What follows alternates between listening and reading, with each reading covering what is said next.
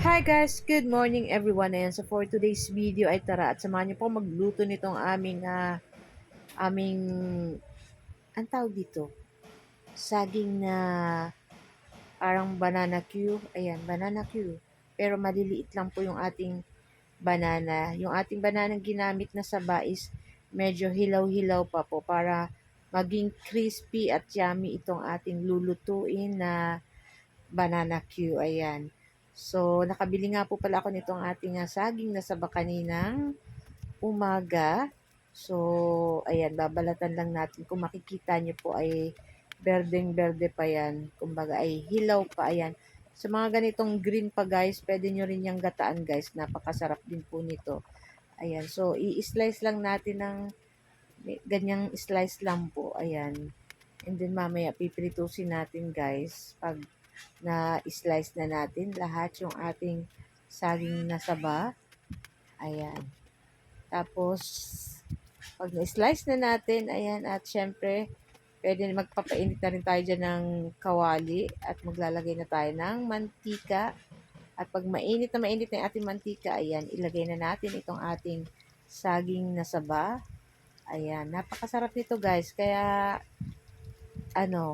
perfect to pang snack or breakfast. Ayan, napakasarap. At syempre, naging crunchy gawa ng ating saging na saba is medyo hilaw pa talaga siya. Ayan. Medyo ano lang guys, pag nagbabalat, medyo madagdag gawa ng syempre hilaw pa po yung saging. Pero okay lang yan.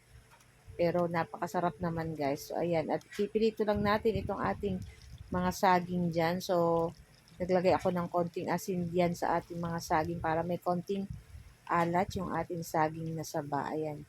So, ito yung ating second batch. Pipritusin lang natin hanggang mag-golden brown. At pag nag-golden brown na yan, guys, syempre, aahunin na rin natin. Ayan. At pwede na rin to guys. So, nag-brown na siya, guys.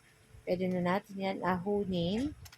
At yun yung ating last batch na banana. Ito yung ating last batch. So, pakaluto ng ating last batch, nagbawas lang tayo ng mantika. At naglagay tayo dyan ng sugar. Ayan, ika-caramelize lang natin itong ating sugar na pula. I-arnibal natin hanggang maglapot siya dyan, guys. So, naglagay ako ng konti pang asin para balance yung lasa ng ating banana Q. So, matamis-tamis and may alat-alat. So, ayan na nga. At lulutuin lang natin yan dyan, guys, hanggang mag-arnibal po yung ating sugar na pula dyan. So, yung ganito, guys, ayan, naglapot na yung ating asukal. Ayan, pwede na natin ilagay dyan yung ating piniritong saging na saba na hilaw. At ayan, halu-haluin lang natin. Talagang pag ganito po guys is madikit. Ayan, madikit talaga yung ganitong may sugar. So, medyo maliit yung ating kawali pero okay lang at carry naman. So, ayan at luto na rin to guys. Ayan, at pwede na natin itong i-transfer. Ako, napakasarap pala nito guys. Meron pa, hindi ko inubos lahat yung aking saging na saba.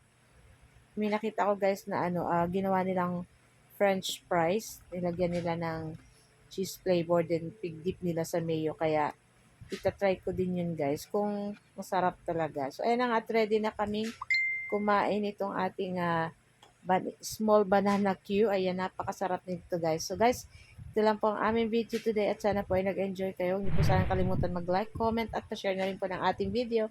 Thank you for watching and see you next video. Ciao!